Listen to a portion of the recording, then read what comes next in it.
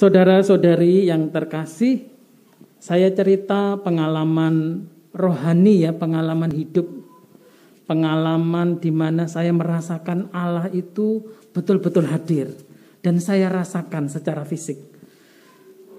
Ini seperti curahan Roh Kudus ya. Kalau orang didoakan itu mengalir hangat dari kepala sampai seluruh badan, lalu hati itu nyes rasanya ya. Ada yang ngalami gitu pernah enggak? Nah, ini waktu itu sebenarnya waktu saya ikut misa ya, saya enggak tugas misa, saya di komunitas kami, komunitasnya Wisma Karmel Jakarta Barat. Kapel kami itu di bawah ya, dulunya itu bekas garasi, lalu diubah jadi kapel. Karena pandemi kami tidak menerima umat, jadi hanya romo bruder paling 5 orang kami ikut misa di situ ya. Jadi saya duduk seperti Bapak Ibu gini duduk gitu ya. Lalu saya itu tiba-tiba mendengar Injil tentang Maria mengunjungi Elisabet ya. Kan Injil kan panjang nih. Saya itu memusatkan pada kata-kata ini ketika Elisabet dikunjungi Maria, lalu dia mengatakan, siapakah aku ini sampai ibu Tuhanku mengunjungi aku? Pernah dengar kata-kata itu?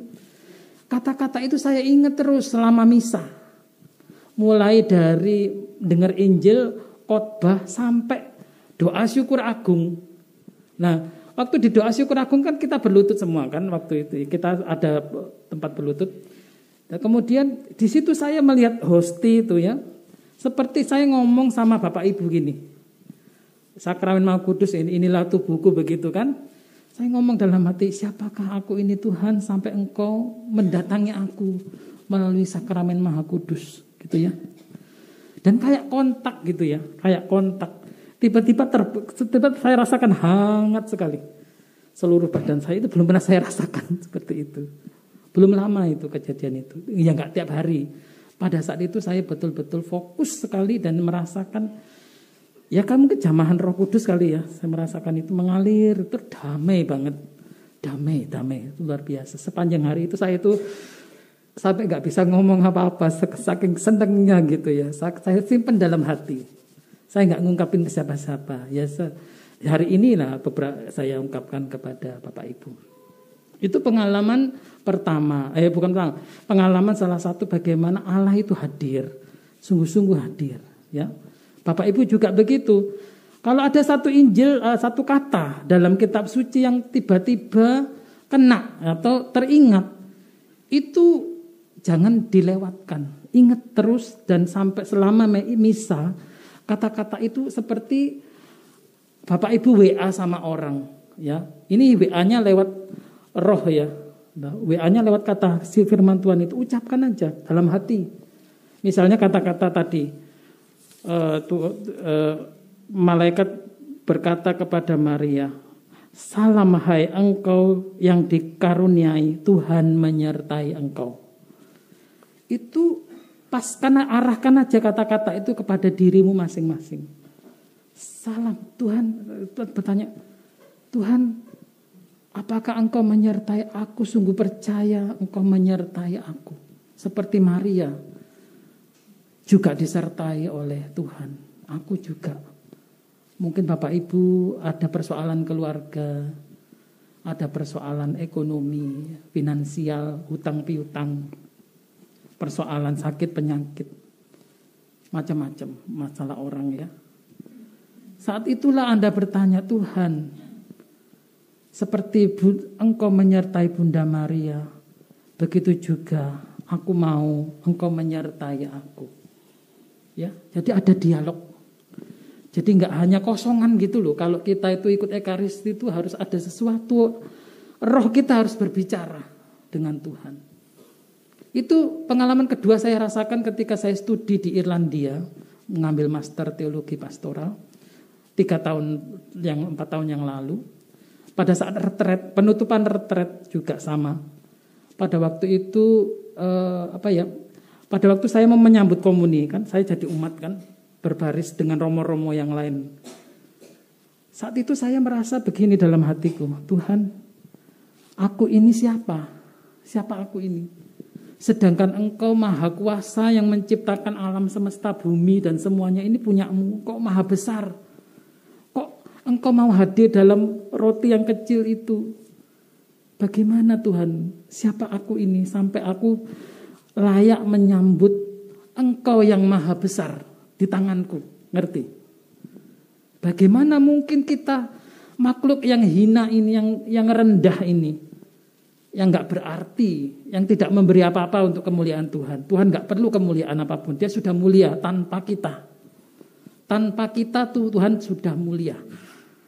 Jadi Tuhan gak memerlukan kita sebenarnya. Tapi kenapa Tuhan Engkau rela hadir dalam sakramen ini, yang kecil ini, hosti kudus ini, yang kecil. Sang Maha Kuasa hadir dalam roti yang kecil. Akhirnya apa? Ketika saya berbaris, sama perasaan yang sama saya alami itu, rasanya nyes gitu ya, dari kepala sampai kaki, semua badan rasanya enteng, nyes gitu rasanya itu. Betul-betul seperti terbakar. Itu pengalaman saya pribadi, saya ceritakan, enggak buat-buat.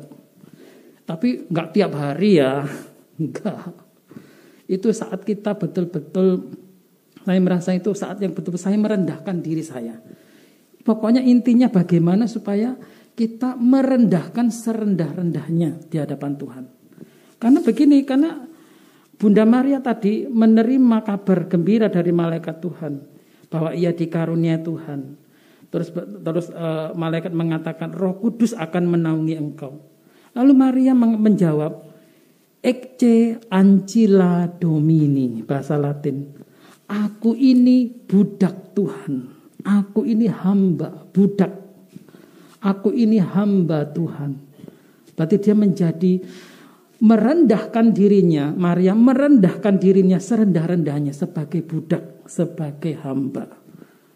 Padahal dia keturunan Daud loh. Keturunan Raja Daud Bunda Maria itu. Orang yang bermartabat tinggi. Tetapi dia merendahkan. Inilah kenapa Bunda Maria begitu istimewa di hadapan Allah. Karena kerendahan hatinya. Yang kedua karena ketaatan. Orang sekarang kan bilang, suka-suka gue dong. Ini hidup-hidup gue, ini duit-duit gue. Nah, semua serba gue. Kalau ini bahasa Jakarta ya. Saya kan tinggal di Jakarta. Jadi selalu bilang gue, lu gue gitu ya.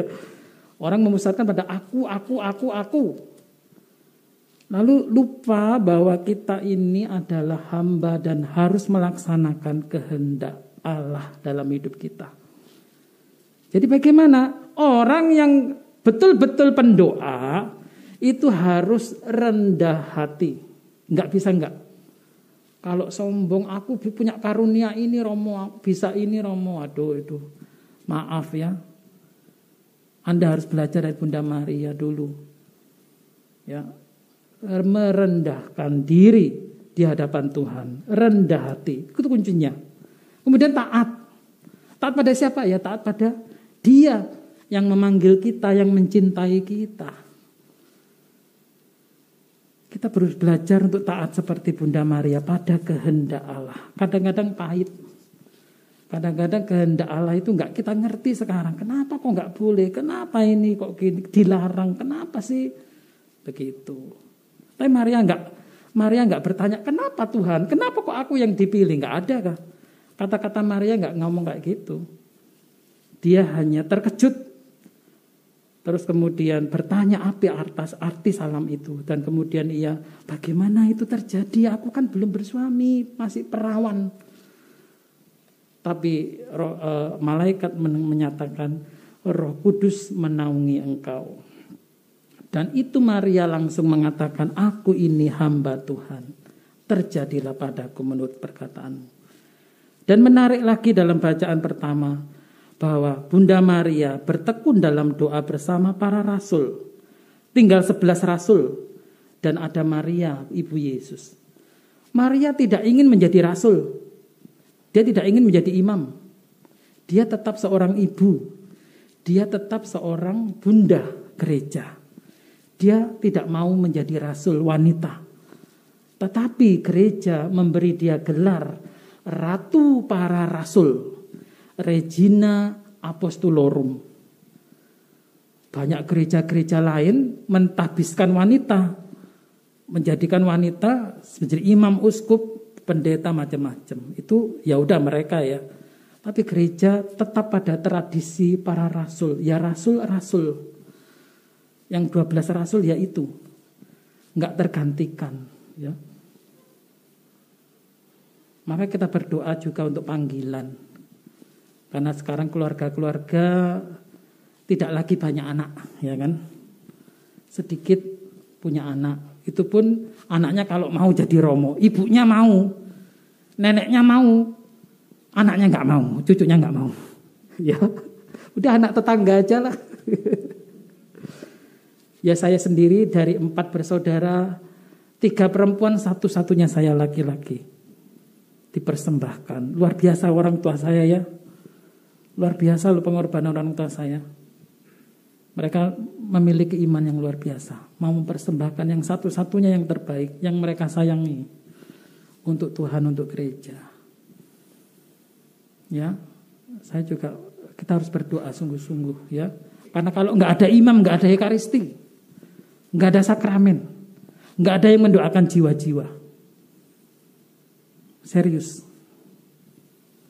Anda harus berdoa sungguh-sungguh untuk para imam, ya, pelayan-pelayan sakramen. Mari kita berdoa, terutama melalui perantaraan Bunda Maria, Bunda Rosario. Ingat rosario itu senjata ampuh untuk mengikat iblis. Jadi kalau Anda merasa, aduh rumah saya kok ada gini, ada suara gini. Oh, ambil rosariomu. Doakan, berdoa. Siapa tahu itu jiwa-jiwa yang butuh didoakan. Kita mikirnya udah ini roh penasaran. Siapa tahu mereka butuh doa. Gak tahu kepada siapa minta doa. Tugas kita mendoakan jiwa-jiwa. Kemana mereka pergi, kemana mereka kita nggak tahu. Tapi yang penting mendoakan saja. Kita membantu dengan doa untuk jiwa-jiwa ya, baik yang masih hidup maupun yang sudah meninggal. Itulah rosario itu luar biasa. Rosario itu membawa damai dalam keluarga, memperkuat keluarga, dan juga mendekatkan keluarga, mendekatkan jiwa-jiwa kepada Tuhan. Ya, per Mariam ad Jesum, melalui Bunda Maria kita sampai kepada Yesus. Tuhan memberkati. Amin.